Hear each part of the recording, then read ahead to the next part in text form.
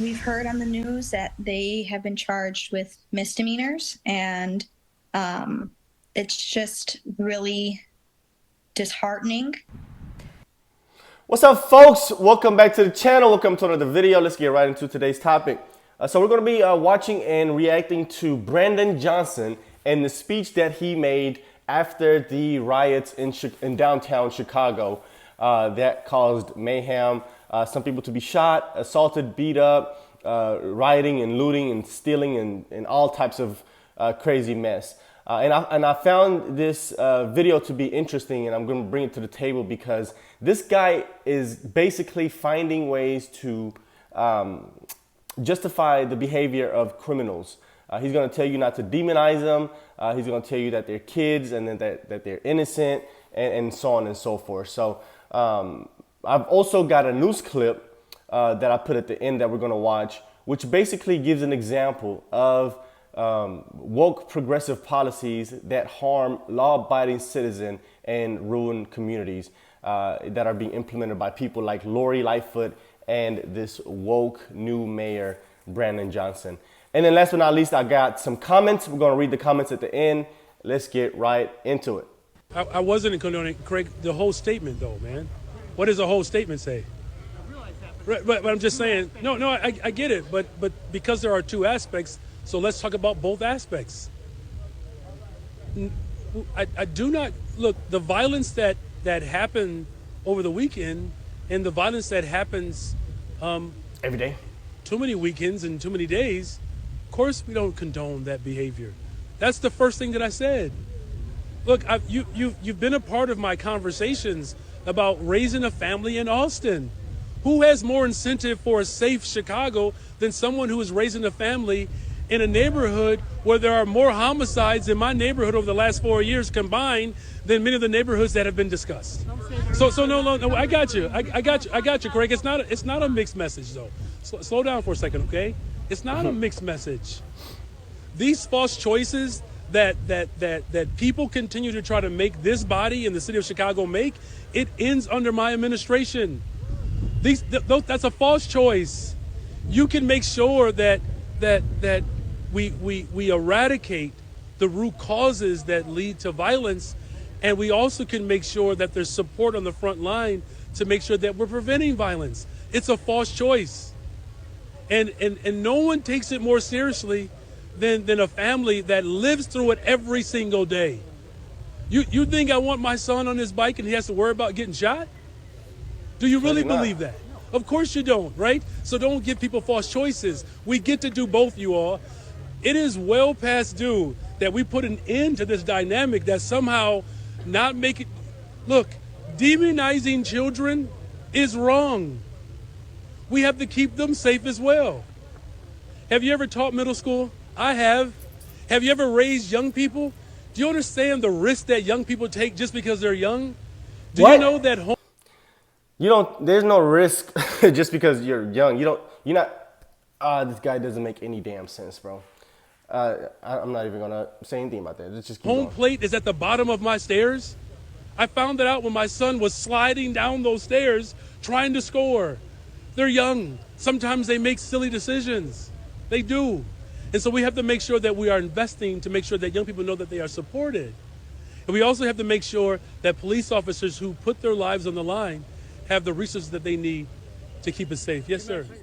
We've heard Silly decisions. This guy calls rioting, looting, shooting, robbing, beating people up silly decisions. Yeah, that's hilarious. That's hilarious.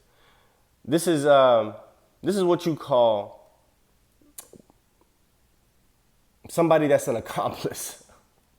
You're allowing this, man. And you think that investing in bringing in more money and social work is the solution to this, when in reality, it's just culture.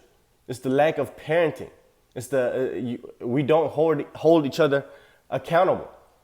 And I'm going to show you a great example of that.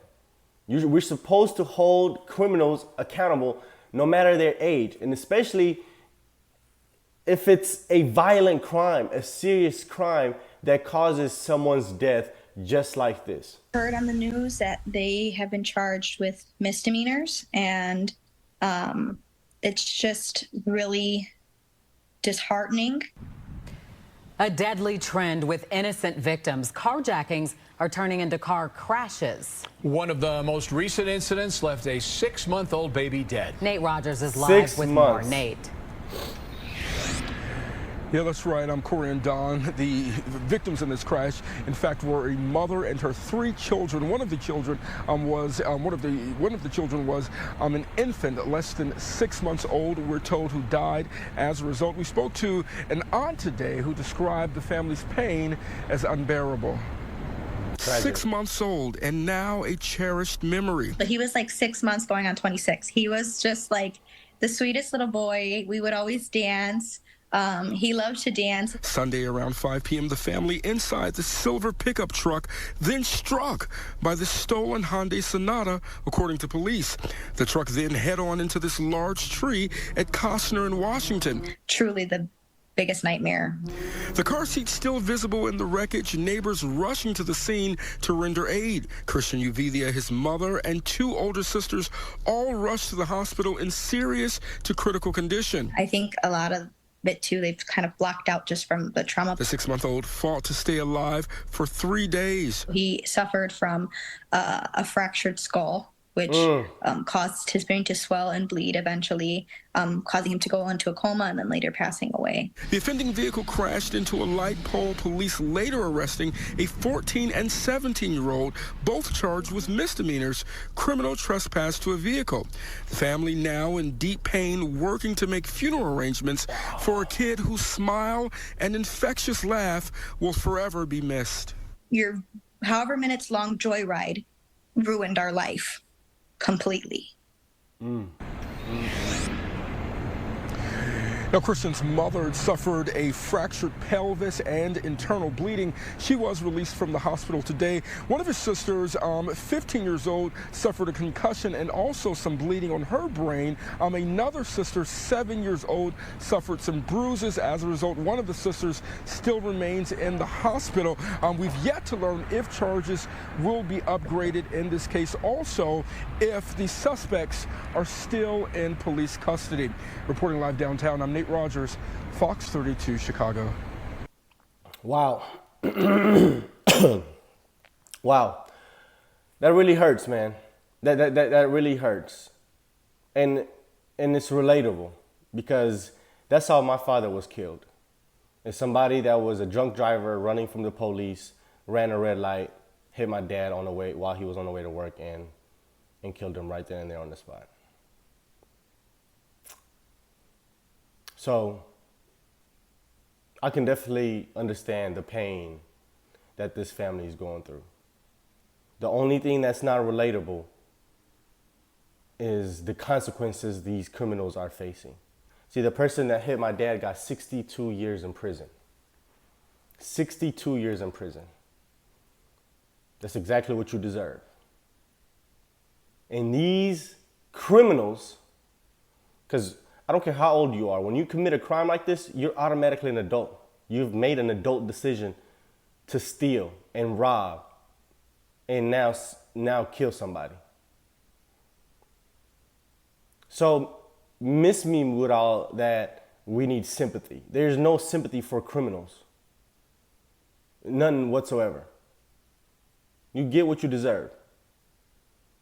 And I hate that people like her, families like her, are having to, one, go through the trauma of losing a family member, a child at that, and also having to suffer the trauma of the perpetrators not facing any consequences. I can only imagine. Let's read some of these comments. First comment says, misdemeanor is ridiculous. This goes to show that the laws are put in place to protect criminals. No wonder there is so much lawlessness across U.S. Criminal actions have no consequences. It's ridiculous. It's ridiculous. And only law-abiding citizens are the ones that suffer the consequences of this. There is no consequence for a criminal getting away with it. That is what they want. You're giving the criminal exactly what they want. So there's a consequence that comes with making a choice to be easy on criminals. There is a consequence. Who suffers that consequence? Law-abiding citizens. And if you know that's who's going to ultimately be affected, then why not alter the laws to protect the ones that are being affected, the ones that are not even the problem in society? These policies protect criminals, not the law-abiding citizens. I don't understand how this is hard to comprehend. Next comment says, light sentences for under 18s should not apply to crimes that result in death. Sick of seeing these young killers get off easily and have their records sealed. Really sad, bro. Next comment says, judges deserve life sentences. Yeah. Misdemeanor for killing a baby. Horrible. Don't worry, the mayor will come out soon in support of the teens. Yeah. These are the people that he's saying not to demonize. These people are the devil. These people are evil. These are animals here. People that randomly shoot and kill and rob and do drive-bys and home invasions. You're the devil. You're pure evil. I have never thought in my life to ever rob somebody, ever shoot somebody, ever do a home invasion, do a robbery. You got to have a pure evil heart to think like that. And these people think like that. There was a recent documentary that came out about King Von. I don't know if you guys know who that is. He's a Chicago rapper that died recently. And in his documentary, he himself was saying, basically the scenario was he went to jail. And while he was in jail, he was trying to figure out a way how he would make money when he got out. And he is close friends with the rapper named Lil Durk. And King Von knows that Lil Durk is around people that also have money. But Lil Durk was trying to help King Von become a rapper and make money as a rapper. But he didn't want to do none of that. He didn't see himself as a rapper. He saw himself as a criminal. That's literally, he admitted to that. So his plan when he got out of prison was to rob the people around Lil Durk. He admitted to this on video. He said, I need to get rich. I need to get to 100,000 or something like that. And the quickest way I'm gonna do it is robbing people around him. I'm just gonna go rob him. He literally said this out of his mouth. So if you can't tell me that these people are evil, these people are demonic, these people are animals, I don't know what else more evidence that you need. This is how they operate. This is how they think. Anyway, let's read some more of these comments. This comment says, these aren't silly decisions though. This is violence on innocent people. Yeah, I don't know how he could describe this as silly decision. Next comment says, this man is a perfect example of why this country is the way it is, if you know what I mean. We need to stop voting for people that condone violence. Next comment. This guy deflects reality. The root of the problem is that there's no one at home to raise these kids. Hold them accountable. Children are raised on the streets because there's no parents to watch over them. This guy is going to keep deflecting the real blame and encouraging more crime. Don't demonize them. Ha ha ha. Son, they made the decision on their own. They've been taught that seen that nothing's going to happen to them, so they have nothing to lose. They get hardened as criminals and their lifestyle becomes easier and their belief is passed down from older siblings and adults. Those children trying to enjoy, quote unquote, the city have made their decision. My decision, I'll never go to Chicago again. Yeah, the city won't miss my money, but when I become we, that becomes more. I don't know what he's trying to say there. But anyway, you get the point of it. Chicago was a great city, loved it, but won't miss it.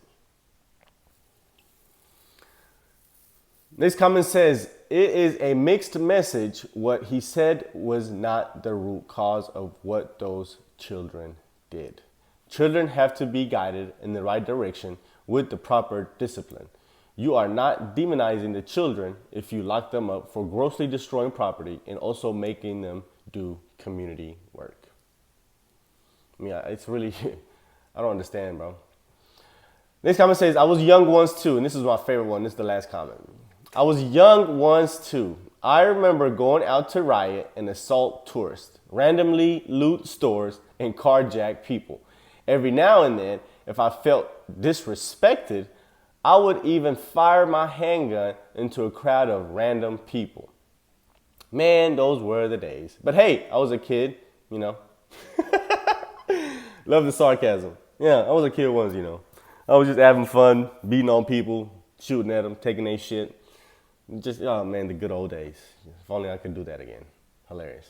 Anyway, let me know what you guys think. Let's talk about this video in the comment section. Make sure you guys hit that like button. And if this is your first time on the channel, please consider hitting the subscribe button for more content. Hit the notification bell for reminders as well. Thanks for being here. See you on the next one. Peace.